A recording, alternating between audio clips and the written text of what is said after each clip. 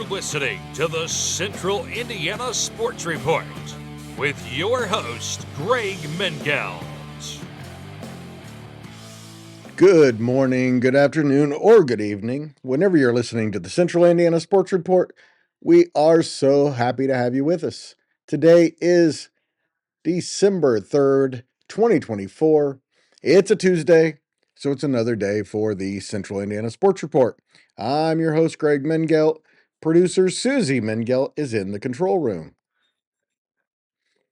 Welcome to the Tuesday Central Indiana Sports Report Boys Basketball Scoreboard. On days like this, with no games on the previous night, like almost every Monday, we'll preview the upcoming games for Tuesday. Sometimes if there aren't games 2 days in a row, we'll just get on here and talk some basketball. No, we have no guests today. That's my fault. We almost always have guests on every scoreboard show, both boys and girls, that we do. So this is an unusual one. Whether it's media or coaches, we want to have them speak to you through us. So we look forward to doing that as much as possible, as you could probably tell if you've listened to the weeks in review this week. Anyway, that's not the case today. It's a 6-game schedule on Tuesday evening in Central Indiana. We'll do short previews of each one, starting with Burris at Frankton. Coming off a 4-19 season, Burris opens its season Tuesday at Frankton. The Owls return senior Cole Consatter, their leading returning scorer at 11.4 points per game, junior Reese Cook, and a pretty talented sophomore class. It's not an easy opener for the Owls, who started last year 1-12, including a 43-point loss to Frankton in its opener. The Eagles are 0-1. Pretty safe to say that on tomorrow's podcast, we're going to talk about the Eagles being 1-1. They, of course, opened the season with a loss to rival Lapel, but it's still expected to be another big year for the Eagles. Senior Brady Carmack led Frankton with 20 points and 11 rebounds. Senior Joey Wright had 17 points, 4 assists, and 3 rebounds. Expect a big night from Joey Wright in this one. Eastern also starts its 24-25 season Tuesday at Oak Hill. The Comets were 12-12 last year and beat Oak Hill 69-66 in their final game of a 9-game winning streak. Colton Lindsay returns for his junior year after averaging 20 points a game last year. However, Eastern did graduate 3 of its top 4 players.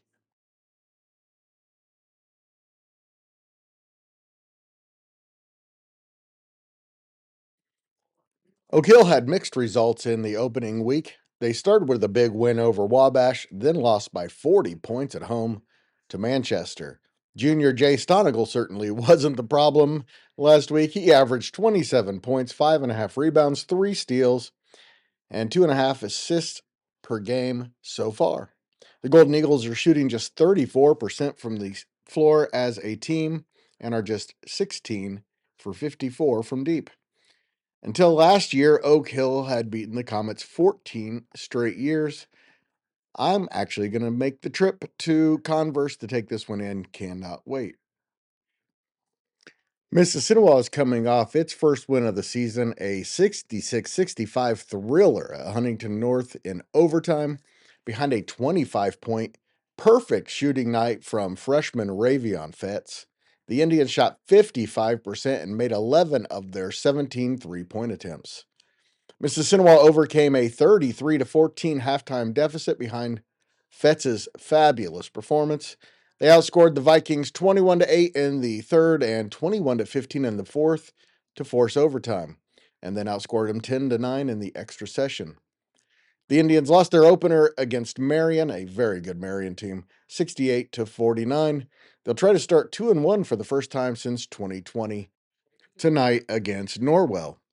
Norwell was blown out by a very good Fort Wayne Carroll team to start the season, but it's a very good program that's had a lot of very good teams. In fact, they've won 128 games in the past 8 seasons, including 22 win seasons in 2020, 22, and 23.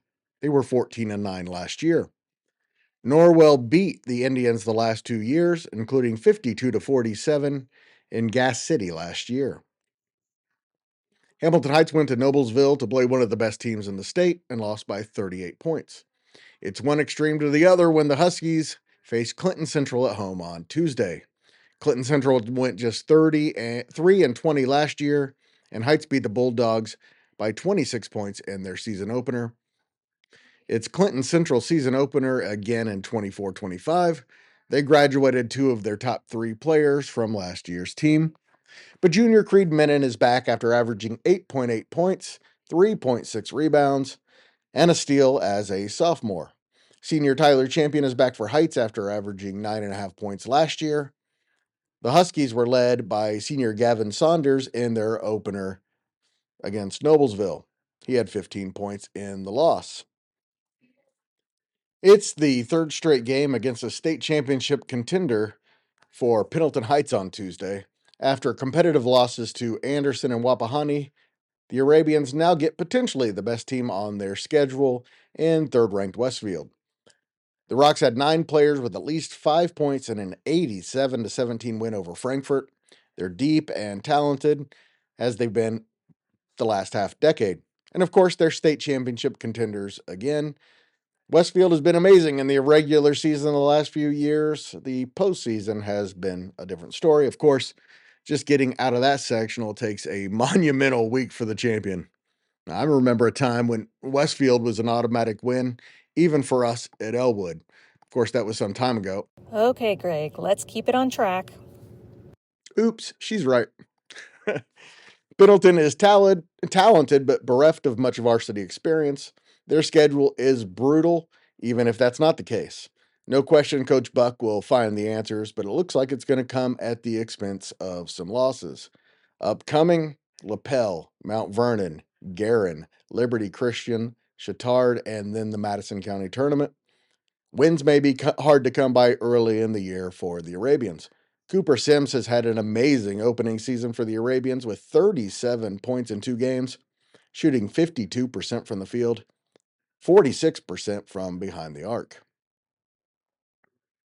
If there were any questions if Liberty Christian was going to be as good as they were last year when they won a regional championship, questions answered. It only took a week. First, they scored 92 points in their season opener against Phelan Academy. Then came a 3-point loss to Anderson on a neutral floor. Anderson, of course, will be a factor in Class 4A, so you can do that math. Of course, there will be more questions down the road. No question about that. But for now, they're just going to be a lot of fun to watch. The Lions host Shortridge, which went 5-20 last year and took an 18-point loss at home against Liberty. And this year's team should be a little better. Sagarin, it hasn't released its computer-based rankings yet this season. I guess I don't need to explain why. Susie will probably scold me if I do. Anyway, like the Hamilton Heights game and the Frankton game, we don't need the Sagarin ratings to figure out what's going to happen in this one. And now you know everything we know about Central Indiana basketball. We will have results and highlights from all 6 of these games on Wednesday Central Indiana Sports Report. And we will preview Anderson Prep's trip to Indianapolis to face 0-1 Purdue Poly. That's our only Thursday game.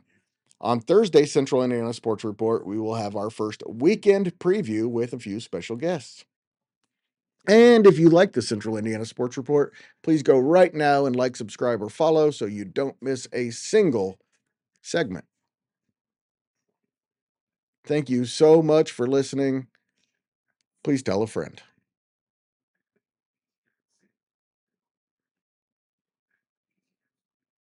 Central Indiana Sports Report is a product of ITG Media. I love Susie.